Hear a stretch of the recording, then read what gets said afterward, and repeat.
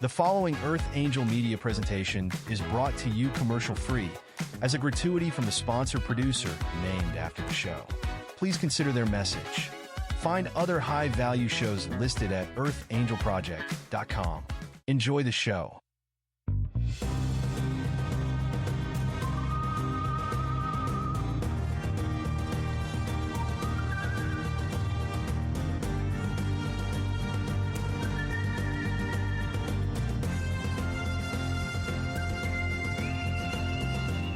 Welcome to Soul Decodes.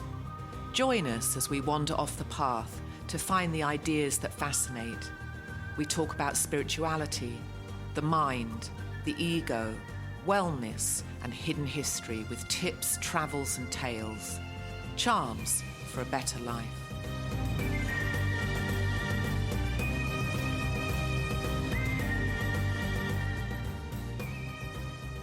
Hello, everybody, and welcome. This is Dr. Tia Jolie Phillips, and you're at the Treehouse with Sarah Thierry. Good morning, everyone. How did you sleep last night? Terrible. What? Absolutely, it was absolutely awful. And the irony is that we're going to be talking about What a terrific sleep. way to open up to open up our show. By the way, that wasn't scripted. I was just asking you. I'm glad you asked. Well, we're very interested in talking about sleep at some time, either now or in the future, but you had indicated you want to talk about sleep. Sure. And I agreed. And we've had previous conversations about sleep. And I just thought that we should probably talk about it on the air. So Let's do it. What are your, okay, there's different parts to sleep. I know I can talk a little about the health and wellness part of it, but there's also this multi-dimensional, this esoteric part of sleep. Do you want to open us up with that, or what does sleep mean? Well, to I you, think and sleep what are is dreams? very weird. Okay. Because if we're on evolution, I mean, I'm not sure that it's linear anymore in the way that I used to. I think civilizations come and go. But if adaptation, as the way that Charles Darwin taught, that sleep is horrible because you could be attacked. You're completely out of it. You're vulnerable. I mean, it's the worst thing in terms of wanting to survive.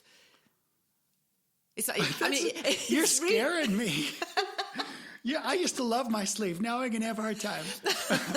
But we are very vulnerable, and we could be attacked. I mean, and it's different now. You know, times are better. But back in the day, a lot of people got murdered in their sleep. So, in terms of it, it's kind of a design flaw in a way. It's interesting you bring that up. I didn't think you'd open with that for sleep, but what's interesting is the true test. Like when you're in the military doing a patrol, you know, there's a basic patrol is two people. I mean, that's the minimum patrol. You have two people that are covering for each other. So when one's on watch, the other one's sleeping or resting. And when the other one's done sleeping or resting, the other one's on watch. Well, you'd have to. You couldn't have you both asleep. Right. You can't have you both asleep. No. So when I was instructor for commando school, we'd actually had a red marker. A red permanent marker. So if one of the students that was supposed to be on watch fell asleep, we would literally go up.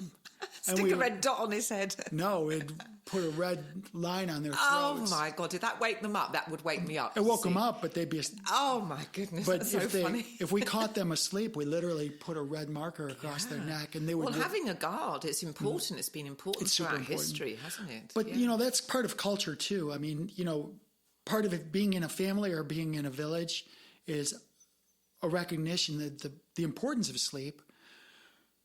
And I have some printout, there's just some little things, anecdotes that I want to review later, but about how different cultures viewed sleep. But I think the smallest unit would be the family, the individual in the family. Mm-hmm. But I know in my family, I've come to find that more and more people value sleep so much. Yeah. That they actually have separate sleeping quarters, yes. Even married people. My husband and I do. Yeah. I mean, if you really love somebody, you want them to sleep. Yeah. because otherwise it'd be cranky. That's absolutely right. My friend Charlene, her husband retired recently, and she's very careful in the morning. She's just very light-footed, and she doesn't make any noise because he's catching up on probably 50 years of not having that much sleep, and she's very cognizant of that. And again, it's because it's important to his well-being. So, and it is very important. When I was a stewardess for British Airways, I was doing long-haul flights out of Heathrow. The nearest flight we had from Heathrow was Boston going west, and then Abu Dhabi and Bahrain going east. And all we could talk about when we met for breakfast in the morning, did you sleep well last night? How did you sleep? And it was crazy in the first few months. This is all anyone, we were fixated on sleep. Now, it was terrible the way that they had it because we weren't on a bid system, so we couldn't bid for the same trip over and over again. We were allocated trips, which was actually great because we could travel the world, but absolutely crazy for sleep. You could be in New Zealand one week and over in Seattle the following week. But sleep was all anyone talked about in the morning. We all, oh, did you sleep? How, did you wake up? Oh, and it kind of became quite a neurotic pastime talking about it. So I kind of let it go. But yeah, we were all fixated on it. And I still am. I mean, I'm really aware of the importance of it. I had a crap night last night and my focus is off this morning, I can tell. It's interesting because when I hear you talk, it goes back to all my military days. The very first, there's a program called SERE, or SERE, S-E-R-E. It stands for Survival, Evasion, Resistance, and Escape. The resistance and escape involve being in a mock-up, basically a prisoner of war camp. And the first couple days in the prisoner of war camp, one of the first things they do is deprive you of sleep. They literally do everything they can. They put you in solitary confinement. They put loudspeakers outside your door. There's a dripping water. There's a recording, and they're loop recordings of the crying baby, the clanging, the pots and pans clanging. It's just anything they can do to keep you awake. And the reason is because they see the value in sleep, and they want to, in terms of breaking you down, they recognize the first thing they need to do is destabilize you, take you off balance, and take away your sleep. Yeah. And then you're not going to be able to focus in the same way. And from a training standpoint, now we don't do this with pilots. Did you have to go through that? Oh, I went through that plus a few more because I volunteered. I think, no, I mean, it's good the training itself because we got to fight all. So how did you find it then when you were deprived of sleep? You know what? How long did they keep you up for? It's very well. First of all, they put you in solitary confinement. I'd be okay with that part. Well, except for you're in a booth. It's like the smallest phone booth. Well, and can you lie down? No. You standing up? No. You have a stool with one leg, and you have a bag over your head. Wow. And so if they need to learn to meditate and control your mind. You do. In that. You have. Yeah. It's all about controlling your mind and controlling your thoughts. But from a military fighter, from a prisoner of war camp point of view, we had this code of conduct that said that basically there's like 6 different elements to the code of conduct. I don't know, it might be different now, but back then it was 6. But the idea was that no matter what happens, I'm going to keep faith with my fellow prisoners, right? My comrades. So one of the things they do is they break you down mentally by depriving you of sleep, and then they start to play mind games on you. If you think it's difficult, like if somebody said to you, oh, Sarah, you wouldn't believe what Tia Jolie said to you. And this is like in some social group, right? Well, imagine what would happen if you were sleep deprived for many days, and then they said that to you. Your ability to... It would be reactionary. It would be all heightened. Reactionary. Yeah. And, so as a prisoner, they could say, all the other prisoners hate you. And, here's a recording of them hating. They could take a spliced up recording about... And the purpose of that is to ensure that you're controlling your mind. It's to see how tough you are. Yeah. Because you can tell how viable a fighting force is by how they perform when they're tired, when they're exhausted, when they're sleepy. And this is where you see this with the Navy SEALs. And, you always hear about the Navy SEALs, but probably the most, I can't really say because I've not been through all of them, but there's a really very little known fighting force. It's called the Combat Control Team. It's part of the Air Force, actually, but they're trained in much the same way that the Rangers, the SEALs, all these other forces, but they're also air traffic controllers. So they're like not only badass like warriors, they're skilled with all the perimeter defense, all of that stuff, but they're also air traffic controllers, and they can be inserted anywhere in the world to control airdrops, control flow. So that's very impressive. The controllers, but all those fighting. Do they have to go through that type of training? Oh, all of us do, yeah. But the point Was is, it as bad as you thought? well, you know what's interesting? It's about learning about yourself. The whole thing is they're not there to torture you. They could, but we're training. We're not. It's not like real. But the idea is that if you can train your mind how to behave and function while you're in the most decrepit conditions, you're tired, you're hungry, it's hot, uncomfortable. It's hot, it's cold. Your boots are wet, your feet are wet. How long did you last? Well, I mean, all of us lasted. No, what was the longest you went with before you fell asleep? Well, it's hard to tell because when you're sleep deprived, you lose sense of time. Right. But from what I gather, it's probably you start to really kind of get a messed up mind after 48 hours. Yeah, I don't think I've ever been. But I think 3 days is probably a number that would probably start to freak out most people. And you can hear people. I heard people in the other solitary. You can't see them. You're separated, but you can hear people start to freak out a little bit. Really? Yeah. And can they demand that someone opens the door and lets them out, or they've got to endure it? Well, I don't want to go into too many. I'd be a big baby. I'd be like, let me out of here. Well, but we all volunteered for this. Yes, exactly. And you're a very curious woman. So you're at that point, you're interested in what this is going to do to you. And that's probably the very thing that kept you stable, was your curiosity. But all of us knew we were there voluntarily. The sleep deprivation was to learn about ourselves. Yeah. And what did you learn? And then what they would do is take us into interrogation. So they'd sleep deprive you, then take you into interrogation and try to you had certain secrets that you were not allowed to tell. Like they would give you a card before, say, okay, you're an F-15 pilot, or you're an F-15 Wizzo or something. This is your role in the scenario. And they would try to get you to talk about what you did in the military. What is your job? You're the general. You're the sergeant. You're this. You're that.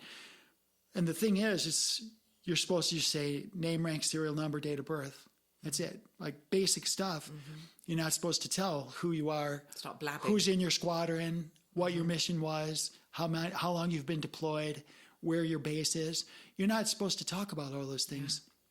But the thing is, talking about sleep, you have to be really focused, because it's really easy to say things unwittingly, because you're sleep deprived. Yeah. But it was really something of a. Did anyone fail or have to redo it? Did people leave and think I can't handle this? Well, I don't think there was necessarily failures, because what they would do is there's different levels of training. You're not supposed to come out of role. It's a training role, but you have to treat it like it's real. So if somebody was tending, like if I were, like when I was the instructor, we would take turns being the aggressors and being the instructors. So if you're the aggressor, then you're the one that's actually doing the field interrogations. You're the one that's putting the pressure on those people. If you're the instructor, then you're kind of playing in the shadow, and you're making sure the patrol or the people, they know what they're doing. They know how to react.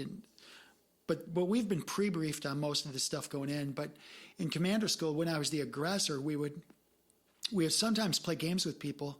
Like if you were going to come out of role and you wanted to, this is too much for me. This is what I would do with you is I would take out a cushion, or I would put your patrol mate, say there's two of you, and we captured both of you, and you wanted it easy on yourself. I would say, okay, you take it easy. Sit here. Here's some water. And the burden's going to be on your. And then I would take your partner over here, and I'd probably tie him to a tree. Or tie her to a tree. God, and I would make him as uncomfortable as you totally, can. Yeah. I can't really say And the lesson is that if you're weak, then it's going to affect someone else. Correct. Your patrol is only as strong as you are. You're the weakest link. If you're going to be that weak link, everyone's going to suffer. Yeah. So what I would do is, if you want to take the easy way out, you do it. I'm going to put your friend under duress. It's called under duress. We're going to make him kneel on pine cones. We couldn't do like nail, bamboos under the. That's not. This was a training exercise. Prisoner of war camp. But you could have him like stand on one foot, like. Gosh. Just like. You've got to be a certain mindset. I'd really admire it. Well, I think I'm too much of a baby, too much into my comfort. But you learn about yourself. That's the whole point. What did you learn that you didn't know? That you're a badass. I mean, it must make you feel like a badass if you can get through that. Well, any time you're tested and you endure and you come through. I think through any section of life. Well, so that's a very good question. I didn't know we were going to go down this path, but this is not about the individual. I think the number one thing you learn, and the one reason I really miss the military so much, it's not about me. It's about us. It's about. But you said that you were learning about your own mind. True. Did you impress yourself with your resilience? Or did you think, I could have done better? Did you evaluate yourself? Not really. I mean, when you're looking backwards, you're like, even now, I'm 62 years old. I look back at my life. I'm like, what did I do? But when you're in it, you don't think that way. Right. You're mostly thinking about, how can I help my people? When I was actually in the prisoner of war camp as the student, we actually set the record for, they didn't tell us till afterwards, but because I'm a smartass, I always got accused of being what they call covert leader. Covert leader. So there's a structure within all organizations, and there's almost always the formal leader, and then there's the covert leader. And the covert leader was the one, if you're the smartass, right. Oh, you must be the covert leader, and they would take you and give you special attention, right? But I embraced that role. I wasn't the covert leader, which is good, because I knew who the covert leader was. They isolated me and wanted me to rat out the covert leader. Wow. But I didn't. What I did was I embraced the role, and they were telling me, what's the plan? What are you all going to do? And I would lie to them. I would tell them something false, and I would catch the heat. But while I was in prisoner of war camp, the training scenarios, my group set the record for 2 records we set. Number 1 was the number of simultaneous escape attempts. So we had people going out the camp multiple ways, multiple directions at the same time. So even if three or 4 or 5 were caught, 2 or 3 got away. Right. So we always had multiple escape attempts at the same time. Good success ratio. We coordinated like distractions. So like we'd have a couple people start a fight in the middle of the camp. So the guards so would. Exciting. So the guards would come forward to break up the fight, but then we'd have escapes going on. Why weren't they aware of that? That this is a decoy. But they know that. But this is what they wanted to teach us. Right. They wanted to teach us to work as a team, even though we're in this very austere environment. They wanted us to work as a team. Yeah. So we set 2 records. Number 1 was the number of simultaneous attempts, and at the end of the week, we had set the record for the total number of escapes. Good. So I never escaped. I never escaped because I was in the spotlight. Like I drew so much attention, but there's value to that. Right. Yes. Because even though I couldn't escape, I helped so many other people escape. So that's what I learned about myself, is that, and all of us learn to some degree, it's not about us. No, it's not about us individually. It's about helping other people and being a resource for other people. Yeah. That's lovely. It. So I couldn't handle it. I could not be sleep deprived. No, you really could. The sleep part would be horrible. It would be horrible. I could do some of the psychological parts of it. It would be horrible, but you'd do fine. You would. This is the whole point: is you don't even know what you're capable of doing, but you're beautiful and you're powerful, and this is about self-discovery. And it makes you a more powerful person. We should open up a boot camp, a sleep deprivation boot camp, 3 days, and we'll test everyone, and they'll feel great at the end of it. Why don't you just be an employer of a major corporation, and you'll have I'm not. You'll have 500 zombies. I want to run this whole thing with your expertise. Oh my God, you're so funny. So let's double back to sleeping, because we talked briefly about separate rooms for people. Mm-hmm. I know Robin and I, we have our bedroom, but if one of us is tossing and turning, we almost always just say, okay, look, if I'm the one that's tossing and turning, causing the issue, I'm going to sneak out and go sleep on the couch or the guest room or something. And And even if I'm getting up to make coffee in the morning, I tiptoe. I want to make sure that I'll never do it like before 5. Like I won't push the go button because I don't want I know that whirring. Because there's a little beep or what. Yeah. I don't want any of that. So they ought to have a silencer on those coffee machines. They really should. They really should, because my husband's, it's a big expensive beast, but it's so loud. It's so loud. It's terrible. It's like, I'm going to have a hush kit on this. So we have this, so we really honor sleep in this house. Yeah. And we try to protect it. Yeah. It's pretty important.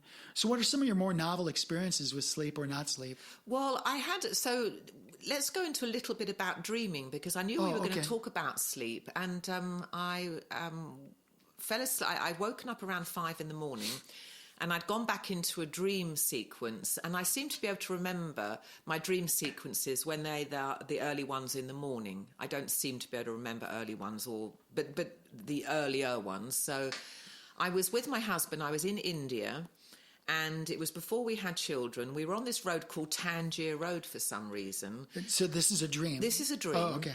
And this is 2 nights ago, and it was early in the morning. And then there were tuk-tuks and rickshaws everywhere. It was as you would remember India when you were there. And then all of a sudden, my dog Molly appeared. There's no context for that because she wasn't even born then. And a truck came and hit her. What? Really just laid her out. And then I woke up with a start and shot out of bed. And then I'm thinking, what the fuck? It was really... And then Molly's there sort of wagging her tail and everything's fine, and I readjust. And I'm thinking, what was the point of that? And then... in my mind, I have workers coming to the house that morning to do the tile. And then I'd let Molly out. I'd made a cup of tea. And then I thought, you know what? I'm going to let Molly back in, because was that some type of warning? I had 3 trucks come down the driveway and Molly could wander around. So was that some message that I needed to protect Molly? So I did have, and I would have probably left her to wander around. She'd be over by the pond. And I didn't. And I brought her into the house for some reason. So did I avert a disaster by this random, hardcore... It was so brief, but it's just so real. So I'm not sure whether we're getting warnings about a future moment, and that's a mechanism that the universe uses. Those are really good questions, and I don't know the answer. No, I don't. I can tell you that there's been times... I think to some degree... Sometimes I'll wake up and Robin and I'll have coffee, and I'll talk to her about my dreams, or she'll talk about her dreams. But sometimes she will tell me, I'll say, I dreamed about this happening. And there were all these little bits and pieces and scrambled little, it's like an amalgamation of things that don't really seemingly connect.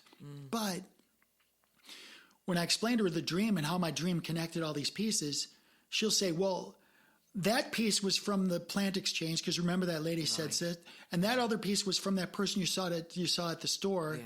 Remember they bumped your she's your seeing leg, it like a puzzle, and it's like a puzzle. And I think that to some degree your mind kind of seeks to put together these nonsensical things that happen during the day and weave it together into a picture that kind of makes sense to you. But what would be the spiritual point behind that? Because it all just sounds like a crapshoot. Well, I don't know that there's, in that regard, I don't know that there's anything spiritual. But maybe our subconscious is learning something. We don't have access to that, and something profound is going on. Well, I think if you back away from what I just shared, I think there's a lot of people who dream about stuff, and they realize if you think about it, they were fragments from the past week or month, or maybe some thoughts they were thinking about, because your subconscious mind is receiving all these data points and it doesn't know what to do with this.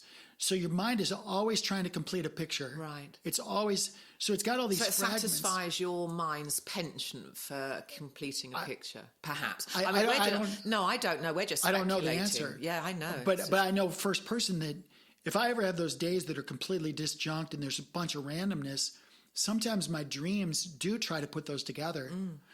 But if there's a dominant thought, like say one of my children's having some problems in their life. Well, if they're dominant, my dominant thought is worrying about them. It might not even be them. It's what they're going through. So say they lost their cat. My son lost his cat. Well, the loss of a cat, that's to some people like losing a family member. Horrendous. It's really bad. Absolutely horrendous. So he was really upset. So my feeling about him losing his cat was that of sadness and compassion. I was like, dang, that sucks. Yeah. Well, that feeling is what transmutes into the dream stage. It's not necessarily the details of how did the cat die, how old was the cat. Sounds logical. But it was the actual feeling, it was the experience that translates into the dream, and then your dream tries to weave those together. Dreamweaver. Yeah, so that's right. Gary White. Great that song. Oh, I love that song, right? So I think dreams, dreams throughout history. Do you remember your dreams with clarity? So I wanted to, you mentioned that. You mentioned that the dreams you have closer to when you wake up are you can remember them. You can remember better. Yeah. I do have some, like, the frequencies of sleep, but I want to, just before I go there, I want to talk about the REM sleep. You have different stages of REM sleep. So you have non-REM sleep, and then you have REM sleep. REM sleep stands for rapid eye movement. All right. The first stage of REM sleep is shallow and brief, but then the second stage is a little bit deeper, a little bit longer. But the third and fourth stages, you're going deep into sleep, and your fourth stage is the longest. So probably the reason you remember your later stages, your fourth stage, the third or fourth stage, depend on how many stages you have, is because you're in there deeper and longer. It's more experiential. The first couple stages, you're just kind of falling. It's like skiing. You go the little bumps going down the hill, but then pretty soon you're picking up speed, and you're getting deeper into these moguls and deeper, bigger slaloms. It's just, it opens up for you. It's funny, when I had this dream about Molly and she got hit by this truck, I woke up immediately and it was in my mind. But I have had many times where I've woken up and I'm aware that I'm coming through layers. And I'm not going to be able to describe it particularly, but it feels like layers of consciousness. And if you could just see layers in a rock, and then I'm coming to the surface and I'm aware that that is happening to me. And I've been somewhere very far away, and then I'm kind of slowly going through layers and coming back to this reality. That's kind of an interesting experience. I like how you frame that up, because you said, I came back to this reality. I sometimes wonder if what we're in here is the dream, and then that's the reality. I think this is the dream. I think this is Maya. This is the illusion. This is the simulation that we're in. Yeah. And the reason I have multiple reasons for saying that, but first of all, in my dreams, in your dream, let me ask you this. In all of your dreams, you've probably been injured or hurt or whatever. You maybe even been killed or whatever. But were you ever killed in your own dreams? I actually don't have that much experience with murder and killing in my dreams, generally, over my lifetime. I did have a dream, and this was the first time that I had lucid dreams, where I dreamt I was sitting on a couch, and to my left there was this quite a inadequate-looking man, stature-wise and in his appearance, but he was absolutely evil, and his intent was to harm me the most brutally he could. Terrifying, absolutely terrifying. And in my mind, in the dream, the thoughts came into my head, in my mind, in the dream, change what you're thinking about. And then I pictured a hotel in El San Juan, the El San Juan Hotel in Puerto Rico. And I pictured being in the lobby there. I'd been there many times, beautiful panelled, lovely crystal lighting. And then I was transported there. This man had gone, and he was nowhere in my reality at all. And that was the first time that I had changed the trajectory of my dream, because I was so terrified. I love that. Thank you for sharing that with me. I actually have... Well, the reason I bring up "do you die in your dreams" is that you don't. Oh, he was going to kill me. Because, like, even if you fell off a 20-story building without a parachute or without anything, you're just going to hit the ground. You either wake up falling or you wake up hitting the ground and bouncing, but you don't die. You literally don't die. Yeah. And has that happened to you? Oh, God, I've been... And so you're aware that I've just fallen off a 20-story building and I've bounced and I'm awake. I cannot even tell you how many times I have died in my dreams, but I didn't die. So does that mean every time that happens to you, you're not scared about it? Well, I don't know what it means, because... But it would alleviate the terror because you know that you're invincible. Well, here's the thing. Let's just say that there's a scene in your dream where you get hit by a car and you're flat out dead. How do you know you're dead? Because you're taking a look at yourself from outside of your body. You're the observer. So you have left your body, but you're the observer. So you are still alive. This meat suit, this avatar, is laying there, but you're still having an experience. Yeah. So the fact that you're conscious and you're dreaming is prima facie evidence that you're still alive.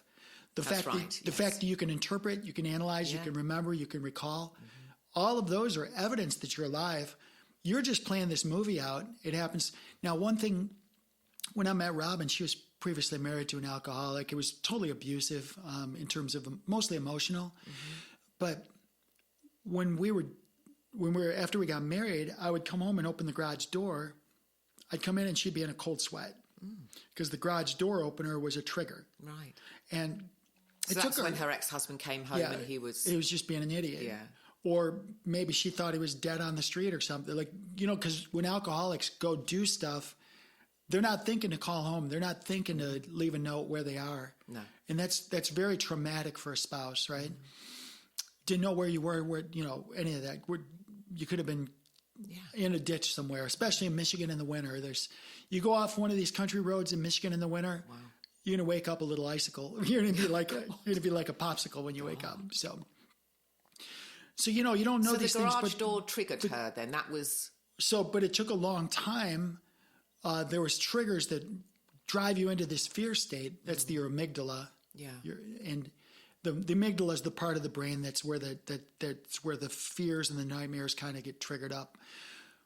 But sometimes there's triggers that happen that make you go there. And you can change those out by replacing when the trigger happens, replace it with something else.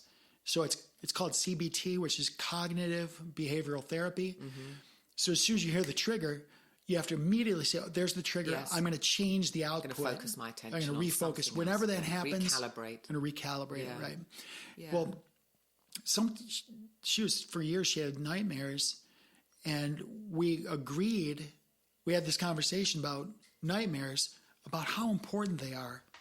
And the reason they're important is because it helps you come to resolution. Without actually having to do that in your daily waking life. It's just like being a prisoner of war camp. Yeah, so you can see that's a good way to frame it. So if you're in a prisoner of war camp, the whole thing is about training you to deal with those things. So a lot of times with nightmares, if you can have a discussion with somebody about what was the nightmare, what were your feelings, what were your thoughts, how did you do? By the way, you were alive to talk about it, so you won. Yes. So the nightmare was actually, just like life, it was a gift. Yes, I think that's a great way to frame it. So even now, I basically never have nightmares anymore, like zero. I'm always winning in my dreams. My nightmare that was a nightmare because Molly had died being hit by a truck. Yeah. So that was a recent nightmare. But very brief, and I woke up, so it didn't have much impact. But it was so real though. There was no distinguishing this from that. So in terms of training our consciousness, I think everything's got a purpose, including nightmares. So, but our dream states... Did that help Robin get over her nightmares? Yeah, she's almost 100% now. That's great. Now, I personally, I don't know if I'm going to disclose this to public, but I mean, I still have sometimes what's called PTSD. I don't know if you know what that is. Yes, post-traumatic stress disorder. Yeah, I still have some of that. And if you're a veteran or first responder and whatever, I want this message to be through to you that just dance with it. It's going to get better. Let it go. If it comes back, greet it. Understand that it's part of your healing process. Right. And is this happening to you when you're awake or in your dreams? When I'm deep asleep. Then you're deep asleep. And those are the only. And is it a recreation of some certain scene that happened to you? Is it? I mean that's kind of private, but but is it? Are you remembering an event? Yeah, in real time a real time event in your No, dreams? they're almost never exact events. Okay. Almost never. They're almost always synthetic, but they have elements of the actual event. But the thing is, you wake up, sometimes you wake up and then you're just traumatized, like you're sweating, you're literally shaking. But what I've learned to do is give gratitude that whatever just happened was not real. Yeah. That I'm here, I'm safe. I'm in a house. Nothing bad is ever going to happen. I'm in a house with somebody that loves me. There you go. But the other part of it is, even if something did happen to me, even if that was real, I'm infinite. Yeah. My soul, My soul's going to go someplace else. So that's a very good belief system to have if you're having these episodes, isn't well, this it? is Because the only you thing, know that you're impervious to any type of destruction. This is the only thing that's actually helping me over the years. Yeah. It's the only thing that helps me with I think they're called, there's a name for them. It's like NPTSD, nighttime PTSD. But basically, it only happens at nighttime. It only happens when your prefrontal cortex, when your thought capacities are basically zero. You're completely degraded, and you're basically raw, and you can't. But what's interesting about my dreams, those nightmares, and again, they almost never happen anymore. Yeah. When they do, Well, it sounds like you've healthily processed it. well, you do. But what I've done is I started realizing, because when you start to dive into what are those dreams, why are they happening, in almost every circumstance, I died protecting somebody else. Protecting somebody else. Yeah. Pushing them out, taking the round, jumping on something, I was always doing something to protect somebody else. And, sorry, you got to talk for a sec. All right, I will. So we got frequencies coming up. We're going to talk about frequencies so I want to hear a bit about this. And what's the implications of the frequencies? So, I mean, we're all vibrating at a certain frequency. I understand that, and I conceptually understand that. But these frequencies as regards to sleep. Yeah, so just to put closure on what I was trying to wrap up there. Yeah. What I've come to learn was an extension from the prisoner of war camp, but it's also really metaphoric for our lives. Like, who are we and why are we here? We're here for ourselves to have experiences, but we're also here to serve others. Yeah. And there's probably, it sounds so cliche and so... Were you like that as a child? Were you quite selfless as a child, or was that as a result of your military training and working as a team? I was the opposite as a child. You were selfish as a child? I was selfish as a child. I wasn't. Me. No, I was a really good kid. I was the friend you wanted to have, but I hated myself, and I wanted to off myself. But it was going to be. I spent most of my life, probably 2/3 of my life, wanting to not be here. So I wonder whether your desire to protect others and take the bullet for someone else was because in that you would get off the planet yourself. That's part of it, but also. If I do something that valuable, it ultimately gives my life value. Yeah. It gives my life value. Yeah. So, those are things we could talk about. But the bottom line with the nighttime PTSD, the nightmares and stuff, is that if you run away from them, see, here's the thing with life, anything in life,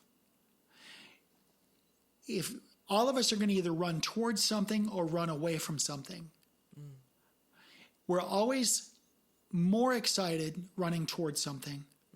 Or stimulated. Adrenaline's firing. When we're running, because that's something I want to do. Even if you're running into a machine gun fire or something, you're running into the line of fire. It's exciting because you want to do that. It's intentional. If you're running away from something, generally you're running away because somebody's trying to exert force or influence upon you. And the best way to deal with that is run and hide. And that's distress. So as a rule, that's why I teach my people, if you don't have a vision for yourself, then you're subject to the world. Yes. But if you have a vision for yourself and you state it, you give your purpose, you give your intention, and you go for it, the life gets exciting. Sarah, Tia, you're writing all these books. Every day is exciting. You just wrapped up another book. What do you have, 40 of them now or something? I don't even know. Every time I talk to you and you just write up, you finished up a book, you're fired up, you're excited, and your mind is like, what's next? Because you literally told me, I just wrapped up a book. I'm excited to get to the rest of my list. Yeah.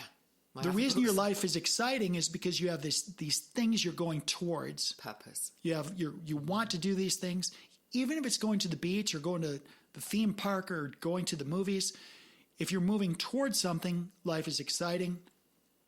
If every day is the same thing, and I got to go into the stupid boss, stupid neighbor, stupid this, that, life sucks. you got to change something. Yeah. You got to find something you can run towards. Right. So, it's good advice. But the nightmares for me, I had to run towards them. I had to face them and say, okay, I see you. I know who you are. I know why you're here. Thank you. Yeah. You're trying to heal me. You're trying to help me. And even if you don't understand the processes, you're having faith that something good is going on cognitively, and you're going to show gratitude for it. I love it. That's how I do it. Yeah. I mean, if it helps another veteran or something, great. That's great. I'm glad that we had this conversation. Yeah, it's pretty cool. I hope it is going to be helpful. I'm not glad, but I'm glad Well, it's I've out never there. had PTSD. I've had certain things happen to me which haven't been great, but not to the level you had. But a lot of people have, and that must really suck. So there's some, you talked about these waves. These frequencies. Yeah, these frequencies. They're pretty cool, actually, but did you know the Earth, Gaia, we call her Mother Earth, do you know she's got her own frequency? I've heard that. Yeah, it's just under 8 hertz. It's about 7.84 hertz or something. For those of you who don't know what hertz are, it's cycles per second. That means it's going to vibrate almost 8 times a second, the Earth. Well, our brain has got different waves too. There's been experiments where they've taken college students and put them in an underground cave, like a chamber, and they removed the Gaia frequency. They basically... What happened to them? They went crazy. They literally went crazy. Wow. They lost track of time. So Gaia's frequency is stabilizing. Yeah, it's very stabilizing. And so I say that only because even though I can't express to you the importance of these frequencies, we have to acknowledge that they do exist and they are important. When those students came out of the cave, or it's not a cave, it was like an underground bunker, and they neutralized the Gaia frequencies. So the 8 hertz, they actually put an equal and opposite signal, and it neutralized that frequency. So they lived their lives normally. They could do anything they want. They could eat. They could do all this stuff. But that frequency was taken away, and it literally made their brains scattered. So for some reason or another, these frequencies actually have a profound impact on your brain. The frequencies that our brain enjoy that are closest to Mother Earth is called theta. Right. Theta. And those frequencies are between 4 and 8 hertz. So between 4 hertz and 8 hertz. Now, I'm just going to read this because I just printed it out, but it says, these frequencies emerge during light sleep and REM sleep, so the first stage of REM sleep, associated with dreaming. Theta waves also appear during deep meditation and drowsiness when you're transitioning into sleep. Yeah. So when you're in that place right before sleep, and your day is done, and you're giving gratitude, you're meditating, and you're just falling, and you're just settling in. That's theta. Okay. Now, prior to theta, like when we're living our lives, we're in alpha. Alpha's, I'm going to just read it. It's between 8 and 12 hertz. It says associated with relaxed wakefulness. So right now, you and I are probably pretty close to alpha. Right. Alpha waves appear during a transition to sleep, to relax and close your eyes. So we go to alpha, but you can actually be in full consciousness in a state of alpha. So if you're one of those peaceful people, you've run into people like us where you just chill. There could be a complete shit show around you, and you're okay. You just chill. You're probably right on the brink of on the teeter of alpha. But then there's the deepest sleep, when you go into those really deep REM sleeps, stage 3 and 4, those are called delta waves. And this is between 0.5 hertz and 4 hertz. 0.5 hertz means that it's one cycle every 2 seconds. Right. That means your brain is only cycling 30 times per minute. That's a really, really low frequency. Right. And what that does... And is your brain restoring during that time? Is the purpose of this low frequency? Yes. God, you're so good.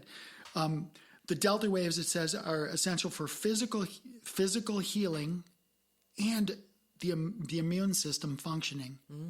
So I'm not going to go into all these, but I'm just going to say that when I was doing this basic research, I was stunned. There's so many really super cool things happen when you balance your body and you embrace the sleep. You dive into your sleep with appreciation, with gratitude about your sleep, healing yourself.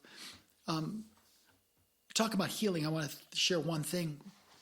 We have this, in our body, our muscles fire, if I'm firing my muscles throughout the day, working out on the farm, or you're, thinking and writing books, whenever you fire a cell and the cell does work, it also excretes toxicity. It's metabolic waste.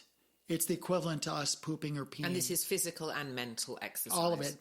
Yeah, in fact, your mental exercise probably is what keeps you trim and slim like you are, because your brain burns so much energy during the course of a day, especially you. You're always thinking, always working, and you're burning a lot of that energy, right? But your brain's using so much energy, it's also producing a lot of metabolic waste. Because your cells, they poo and they pee, right? They excrete stuff. So interesting, yeah. Well, that stuff stays in your brain until your brain flushes. When you go to flush your toilet? Yes. So is this flushing happening at this frequency, this certain frequency? It happens during, from what I understand, and I'm not a sleep scientist, but it happens during the third, fourth, and subsequent stages of REM sleep. So you have to you got to get past the first couple stages. So those people that don't go into the deep dream state, the brain's probably not flushing. That means all the sewage is staying in their brain. And they wake up, they have brain fog. They have all sorts of issues. They wake up tired. Yeah. Golly, they're looking at their clock. They're like, holy crap, I was in bed 8 hours and I still feel like crap. Yeah. Well, you got to get into that deep sleep so your brain does this flush. Now, your body's got what's called a lymphatic system. It's not really a system. It's your entire body's ability to flush just by being active, moving your joints, moving your body. It pushes the lymphatic fluid up to your upper torso, and it gets excreted at nighttime. When you're asleep between 10 at night and 3 in the morning, all the fluid from your lymph it descends from the top of your chest cavity onto the top of your liver. And then your liver and basically your liver is your primary excretory organ. It basically does its job. It's recycle, reuse all night. Recycle, reuse. Rest, repair, recycle, reuse. That's all your kidney or your liver does for you. If you're not getting that deep sleep, then the liver can't do all of its work detoxifying. Now your entire body gets toxic. So now you got a toxic body. You're not detoxifying your brain. Your lymphatic system is trying to take out the trash all the time, but it's starting to pile up. Same thing happens in your brain. You got to get into that deep sleep, because if you're not doing the deep sleep, you don't get that flush. Now your brain has its own sanitation system. It's called it's lymphatic, but it starts with G, so it's glymphatic. So it's glymphatic system. And it's the coolest thing. I've seen actually an electron microscope of this happening in real time. Oh my goodness. And I'll try to find it for you, but what happens when you're in that deep sleep, when you take the handle of the toilet and you flush it, it takes takes some time to flush, and then it takes another 30 or 40 seconds to fill back up. That's exactly what your brain does. There's this moment in time where your brain flushes, so all of the trash, all of the fluids get flushed from your brain, from the glymphatic system back into your systems to be excreted, but then your fresh, clean fluid from your cerebral spinal fluid. So you're going to have cerebral spinal fluid that pumps up and refills your brain with this beautiful, fresh. It's fascinating. It's really cool. The design is just. Oh, it's stunning. Yeah. So this is not about just going to have good dreams or bad dreams or whatever. This is a physiological necessity. Yeah. I got a call yesterday from just this adorable girl. She just moved to Claremont a couple months ago. She was one of those remote workers for she had a government job, and she was working away from Idaho. She's from Idaho, and she's just absolutely brilliant. She's cute. She's adorable, and she's stressed about everything. She got so much because she was told that she moved to Florida and she was working remotely and kicking ass. She was doing a great job. She got a note that she had to go back to Idaho for her work. And now she's stressed because she loves it here. So she's not sleeping and all this stuff. Bottom line is, I turned her on to some really clean nutrients. I was just going to ask you that. Yeah. She called me yesterday. I was actually on a Zoom call with her. She's been sleeping like crazy all night long. And it was, interestingly, it was one of the same stories that Robin told. Because if you introduce certain nutrients to the people, you also have to talk about stress. But you introduce certain nutrients, they go into this sleep a lot easier. They clean their brain easier. All of those systems become a lot easier. And it's it begins with M. It's not magnesium. Magnesium is one of the components. Melatonin. Yeah. That's a good thing to take in order to be able to sleep, and that's something our body produces, or do we need a supplement? Yeah, you're so smart. You don't need to supplement it. So melatonin you're correct. That's what helps you go into that deep sleep state. But the precursor to melatonin is what's called serotonin. Now, if you've got a gut issue, if you've got Crohn's or IBS, or you're taking a bunch of pharmaceuticals that jack up your gut, if you have a disrupted gut, what happens is, let's just say you're taking all these medications, or you're stressed, and you're only pooping once or twice a week. And I've had those people. I had a lady that she's only pooping twice a month. Oh my God. And she was almost dead. I'd be terrified to eat. She was almost dead when I found her. God. I was just laying on a couch. She couldn't even lift her head. So, we recovered her. She's fine. But basically, she was malnourished. She was almost dead because her system was pretty much shut down. She had been on medication since she was 5 years old. Wow. So, how old was she? Is she? She's in her early 50s. Wow, that's a long time. Yeah, but her husband sent Have you got her back on the road? Yeah, she's good. Is she? That's good. God. She's slipping a little bit, but her husband sent me a beautiful note about, thank you for giving me my wife back. Oh, that's so nice. Cute. Oh, that's cute. So, that's so lovely. The thing is, if your gut is disrupted, if your gut is not working properly, there's a neurotransmitter called serotonin, and the serotonin, neuro means nerve, transmitter means communicator, right? So the serotonin is telling your gut, hey, squeeze that poop out. That's its primary job, is for, it's called gastrointestinal, which is your gut,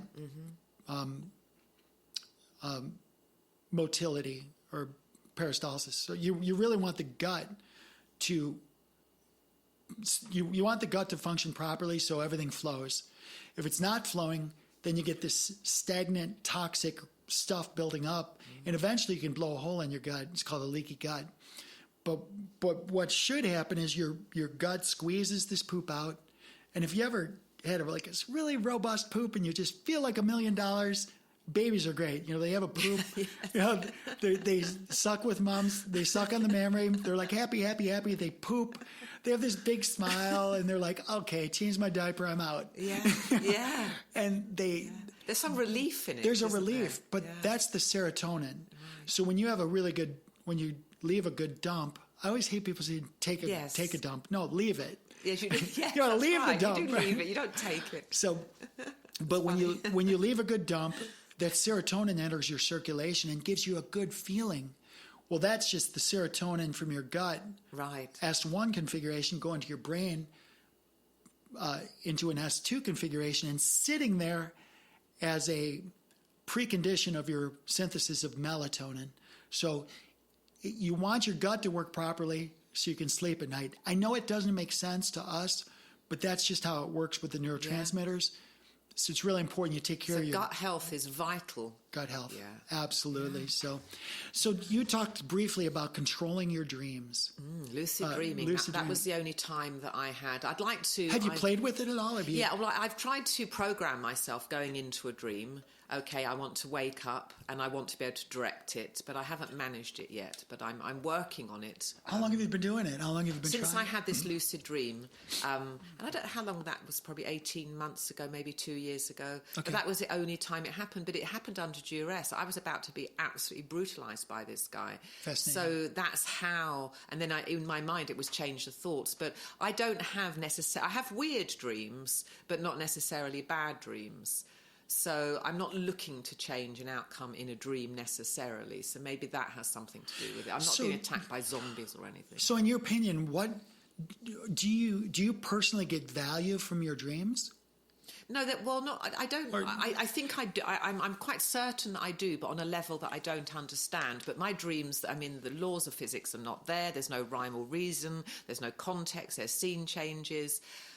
So no, on my superficial level, but I have faith that something is getting well organised in my dreams. So I'm grateful for them. But I don't know what it is that I'm getting. But I have faith that we have a creator who designed this entire system that we're in, the higher order of intelligences, and there is something good going on. But I haven't worked out what the fuck's going on. Well, let me ask you this. Have you ever tried to put like you've said that you've listened to different things on your ears, you've listened to I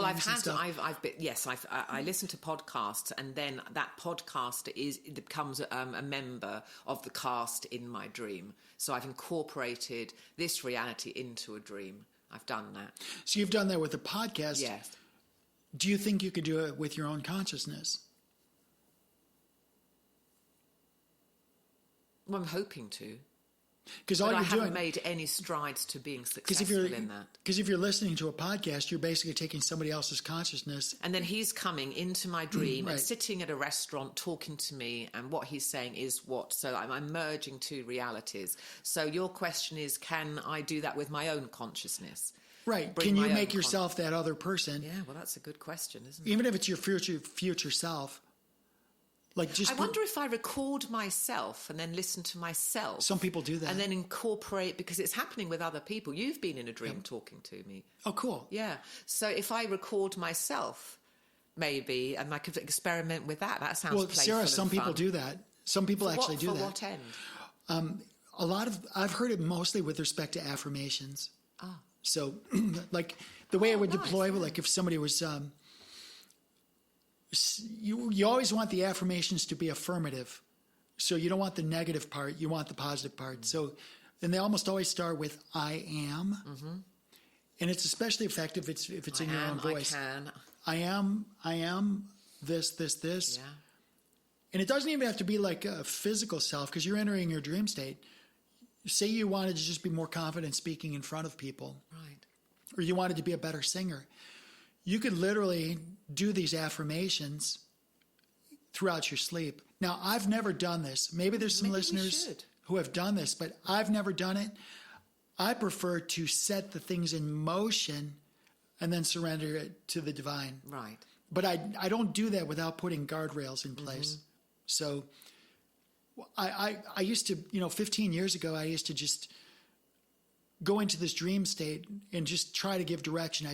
I'd try to guide my dreams before I go in, and it didn't work. I find the best time to guide the dreams is right prior to you sliding into them, because otherwise you have a bunch of monkey brain activity. All the activities from the day. I didn't balance the checkbook, or the kids it was in a fender bender or whatever. There's all of this strange stuff. So you have to kind of get into that alpha wave and just get right prior to sliding in. And that's where the programming keep the because that's where you're suggestive, and keep it very simple and very So point. do you say to yourself, right, I want to fly tonight? Can you be that direct? In fact, that's funny, because I've done that. And you've actually ended up flying.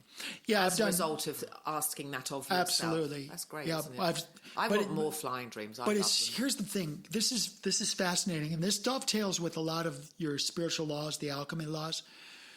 It's not about, this is where I went wrong. I'm just going to tell everyone, if you're going to try to do this, I'm going to save you a lot of cautionary tale. I'm going to save you lots and lots and lots of years, because it took me years to figure this out. It's not about you speaking things to yourself in a linear manner. That can work, but if you really want to get into it, you want to immerse yourself into the dream. So as an example, instead of me saying, tonight I want to fly an airplane that I've never flown before, it's not even been invented yet. Well, that's a pretty cerebral entry to a dream. Yeah. Those are not very effective. Right. What I try to do is I immerse myself into a scenario where maybe I'm in Area 51, if it exists, or I'm in Skunk Works, or I'm in some Boeing future planning, or McDonnell Douglas future planning, and I'm with the engineers, and we're having this discussion, and I'm kind of setting the stage. I'm not only am I there, but I'm feeling. You're setting a scene. I'm setting a scene. Yes, you're not giving yourself direction, but Right. you're using your imagination in this, aren't you? It's a way easier to get into the sleep, the sceneries that you want when you set the stage. What am I feeling? Is it sunny or cloudy? Is it rainy? Am I hot or cold? Yeah. Am I hungry? Yeah.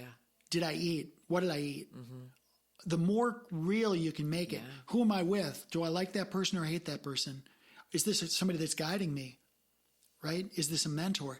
The more you can complete the picture and the feeling that you're actually there, the easier it's going to be to slide into those states. Yeah. I have this process where I'm on a pathway, and I do this a lot, and I have beautiful trees. It's kind of like a paradise, this pathway. And I see all the trees, and I notice the birds, and I'm very present. And I can actually see the transition from this just being my imagination into the full imagery of a dream. And I can see this dream closing in on me, and then I'm sucked into it. I think it's beautiful. Yeah, and I've done that a lot. So that's very nice. So- if I can focus my attention sufficiently, that's a great way, because I can be asleep very quickly. That is so beautiful. And that's really one of the secrets to getting all these people. They're like looking at their alarm clock. It's like, damn it, I've been laying here since 10:30. Dr. Phillips said be in bed at 10. I was in bed at 10 and it's 11:15. I'm still awake.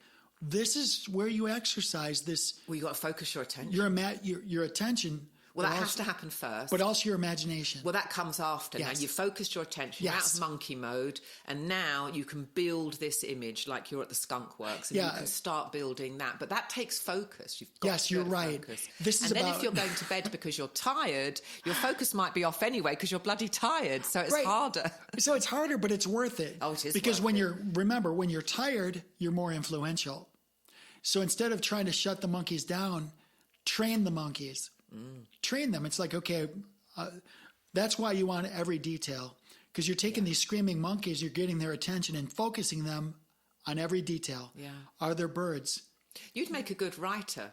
Because having this eye for It's too detail much like is very, work. very important. It's too much like work. So you can program a dream, you give it all the detail, and then you're in that dream, and then if you remember it, you'll know that your programming was successful. Well, you can only really program the entry point. I've not Right, really. okay. No, until about 5 years ago, I knew about lucid dreaming, but I never really conquered it. And even now, it's not conquering it. It's learning to use it as a tool. I know how to use it as a tool, but I'm not nearly as good as I'm about to be, right? And what I mean about lucidity, we talked about sliding into the sleep and how you can give it the initial impetus. Yes. And you can kind of guide your dreams, but you really can't control them. Now, all of us have had these places where we've been stirred. Maybe the coffee maker beeps, or somebody slams the door, or we call it the dumbass because we have a donkey. when the wind's blowing from the northeast, this donkey at freaking 3 a.m. Oh, that's funny. And we hear it going, hey, doing its donkey thing. We call it dumbass, but something stirs you, but you're not fully awake. Yeah. You're still peaceful. You're safe. You're not threatened. You wake up a little bit. If you can just use that opportunity. Yeah. Don't come to the surface. Yes. Don't surface. Stay right there. Yeah. If you get can learn back in your dream. No, not even get back in. Like you can literally. That's the only time I've been able. It's called lucid dreaming. So if you're flying an airplane, you're actually flying the airplane. You can actually take control, and you're actually in your plane. You're controlling it. If you want to be someplace, you can make the plane go there just by thinking about it. So it's not about surrendering back to the dream state. I've done that though. If you want to, yeah. I've been at that point where I can hear something on the out in my everyday reality, and I haven't surfaced because I've stayed where I was, and then I've chosen to go back in a dream. Yeah. So that's good. And that's cool because, and I've had those Because I dreams. liked the dream. It Yes. was like really exciting dream. Exactly. And I've had those where you want to go back. It's like, oh, I got to pick up where I left off. But then you're thinking about going back to where you left off. Yeah, and that's a kiss of death. Those suck. Thinking too much then. So, but if you like the idea of lucid dreaming, this is most effective if you've pre-thought the entry. So maybe noon the day before, if I have an opportunity to wake up a little bit, maybe you're fluffing your pillow, something like that, where you're a little bit awake, you want to just gently insert your desired dream state. Mm-hmm. You don't want to synthesize it right then, because then you have your cognitive self. You're fired up, your cognitive self. Yeah. You want to just leave it on the shelf. It's on the nightstand. You're awake a little bit. You just reach that little dream that you wanted. You insert it, and you go back. Mm. And it's a suggestion more than a direction. Right, and you can do that throughout the day. Yep. Yeah. So, this is useful if you want to solve a problem. I know there's a lot of people that throughout traditions that have used what we just talked about for. I think that we probably do solve problems, but I just don't know whether our conscious mind understands the problems we have solved. But I have faith that we are doing something useful. Well, there's different cultures that have used these dream states just for some very significant purposes. I actually downloaded a few of these. This is interesting. I just wanted to find out what different cultures, what they did for sleep and such. Some of this stuff is going to really make you laugh. In Japan, the Japanese, if you fall asleep on the subway, they actually look at that as something honorable. Oh, really? Yeah, because they're saying, gosh, this person is comfortable enough to fall. No, I thought that too. Yeah. No. What's honorable? Well, they put so much value on being a hard worker.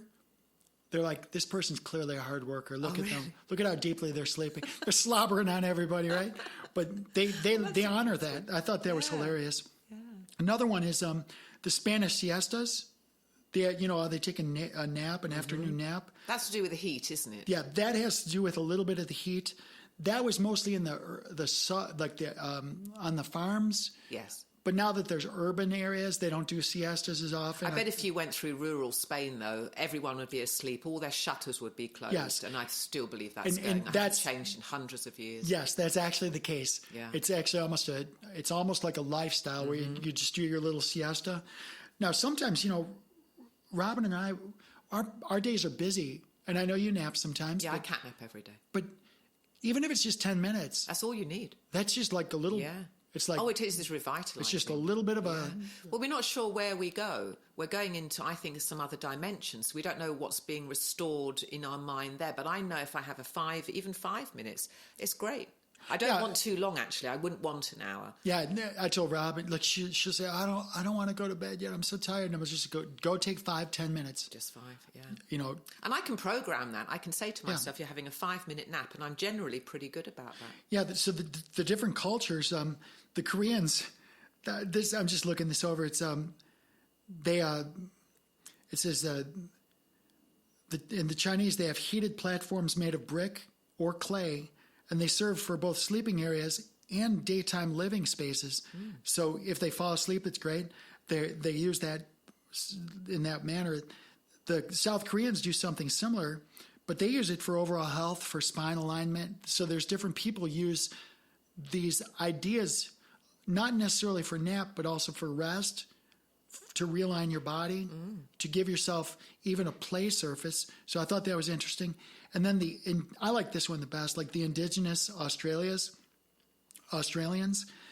they refer to dreaming as a deliberate connection with spiritual experiences, ancestral connections, and even the creation of stories about the world. Wow. So I know my grandparents, my mom's mom was mystics, and they were big into sleep. Have you ever had people like interpret dreams and all this stuff? Yeah, I have a friend who's pretty good at doing that. How are they? Because I've listened to people try to interpret. I'm quite good at interpreting other people's dreams. Really? I have a harder time with my own. That's fascinating, because Robin can sometimes tell me about my dreams. If I explain, she'll say, well, that's because, you ran over that coffee can. I'm like, I didn't even think about that, but it's correct. That was the connection. So maybe you have to be outside of yourself to have somebody. Maybe. Have some objective. Huh. Rather than being subjective. I do disastrously interpreting mine, but I can tell my friend and she'll kind of just lay it out. This is what you're feeling. Wow. More to do with feeling than the situations. What do you think about these people that say, oh, well, you dreamed about an owl, therefore you're going to have a brother that dies or something. Well, I like think this weird stuff. If you see animals during the day and then you Google this, I saw an owl, I saw a donkey or whatever, there is some spiritual meaning which is kind of cohesive. A lot of people, think the same thing, that an owl is to do with wisdom. Before I went to my lake house, I had an owl that was visiting for 3 weeks every night.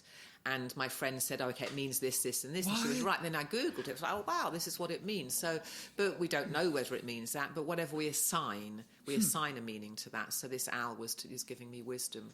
That's really cool. But in my dreams, it's just a crapshoot for me. But if you were to tell me a dream, I'd give you a good stab at... next time you have an interesting dream, tell me, and I'll see if I can analyse it. I don't think you'd want to know. Because Robin's like, she puts her hand up, she's like, let me get some coffee first. But, so, well, this has been fascinating. The one thing we didn't really dive into too much was this, we touched on it, but the other dimensions. Do you really think that this is... Are we in reality here, or is there some different reality? No, I think that we come from a much wider, broader reality, and this is very, very dense, and this to me is like a computer simulation. Mm-hmm. I don't know this. This is the belief system that I have given myself so I can orient myself in this world. But I feel from everything that I've understood intellectually and spiritually that this is just some type of school that we visit. It's just a school and we're here to learn, but it doesn't represent ultimate reality. That actually resonates with me a lot, what you just shared. A training ground. It's like almost like an academy or training ground. But to me, it's like I used to box when I was in college, I boxed, but then as a senior, I was the manager. So I had boxers that I was training to box. And it's almost like, they go in, they fight around, and then they come back to the ropes. And then the manager says, okay, look, they're working you clockwise. You need to work into their jab. You're actually talking them through what's going on in the ring, and then ding, fight again, right? So I feel that sometimes, and that's maybe a stupid analogy, but it's almost like we're here in this deep density, this earth space. We're experiencing... the stupid neighbor, the guy that cut me off and took off my fender, somebody stole my cell phone. In the oven. Yeah, somebody stole my cell phone. All of this stuff. Yeah. And then we have to go, ding, rounds over, go to sleep. And then we go out of this dimension and try to figure it all out. Like maybe this is our chance to go meet our future self, meet our ancestors, meet... our departed loved ones. Yeah, our spiritual guides, the gods, the goddesses, whoever. Yeah. Maybe our past lives. Maybe we had this situation before and I can go and say, okay, look, I don't want to keep relearning this lesson, but this guy pisses me off. How do I deal with it? And then your dream state says, look, just forgive them. Like they're going through stuff that you don't even know about. Right, just forgive them and get on with the program. Yeah. Ding, next round. You wake up and it's like, oh, okay. Yeah. So I think... maybe there's some answers we do get from dreams.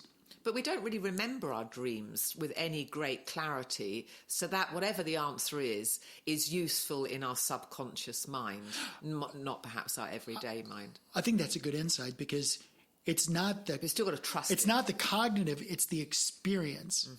Because, I can explain to you all day exactly what it's like to jump in warm spring water, volcanic warm spring water. I can explain it to the detail, but until you actually immerse yourself and feel it and experience it, then it's nothing. Yeah. I think that the dream state, and this is, I think, I'm a mystic. I'm a mystic who thinks. You're a thinker who's got some mysticism in you. I think I'm a hybrid of those two. Yeah, you're biased more towards thinking. I'm biased a little bit more towards feeling. I'm maybe that's not a fair comparison, but I'm just saying that I tend to see things more from an empathetic or a mystical point of view, an esoteric view. You're a very powerful thinker, so your interpretations of your dreams are going to be very in your brain. You're going to wake up and try to make sense of them. I don't make sense of them. I'm grateful for the experience. Yeah, I don't even fret about it, though. Okay. I just have faith that something good occurred there. I have faith that whoever created this system I'm in did a really good job, that it's not some botched experiment, and I'm doing fine. There's other things that I would probably rather think about than trying to analyse a dream. Although that incident I had 2 nights ago when I dreamed about my dog being hit by a truck, that I chose to interpret as a forewarning, get her in the house before the trucks arrive. I think it's beautiful. So that was maybe some utility in that, but I do trust that they are profound. We're all doing it. We're all going somewhere, and I seal it with faith. Do you know there's people who actually, when we look at the frequencies of our life, the Gaia frequency, there's some people who believe that we are in and out of consciousness right now. Like since you and I have been talking, we're in and out of this dimension.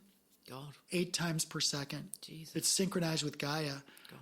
I don't know. I don't know either. But it seems to me like we're almost, our true state is one of the subconscious.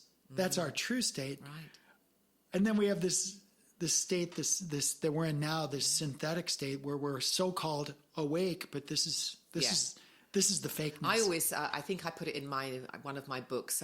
We're more dead now than we'll ever be. This is as dead as we'll ever be. Wow! So we're not going to die, but this is a dense environment, a training ground for us to become more than we were. But I'm certain, in a way, which is weird. But whatever is going on elsewhere is our real reality. That this is just. So this is a fascinating way to wrap this up. What you just described was what we started with. This is basically, we're living like a prisoner of war camp where we're here. We have this for some people pretty austere environment. Yeah, well, for you and I, it. we're doing pretty well because a lot of people on this planet, their life is miserable right now. Absolutely awful. But is it any less a training ground for them than it is for us? We don't know what's going on in there. I mean, I trust that it's all going on with absolute precision and for a reason. And I've kind of blessed the mess in that way, but I have no idea. Great. Wrap us up. Closing thoughts. Oh, I'm done. I'm ready for a nap. You're ready for a nap. Hey, y'all. We don't have the answers. We just thought we'd have a good conversation. It's been a good one. I've enjoyed it. Yeah. I hope you have a great week. Thanks a lot for stopping by the studio today. All right. Sweet dreams. All right. Be well.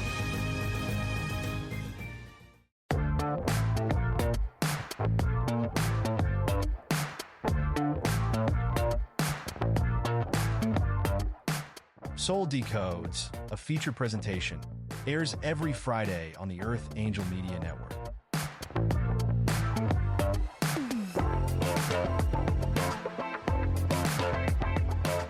This episode of Soul Decodes is sponsored and produced by Live Pure. Optimize your life by taking your health to the next level. Listen now to learn how Live Pure will make your world better.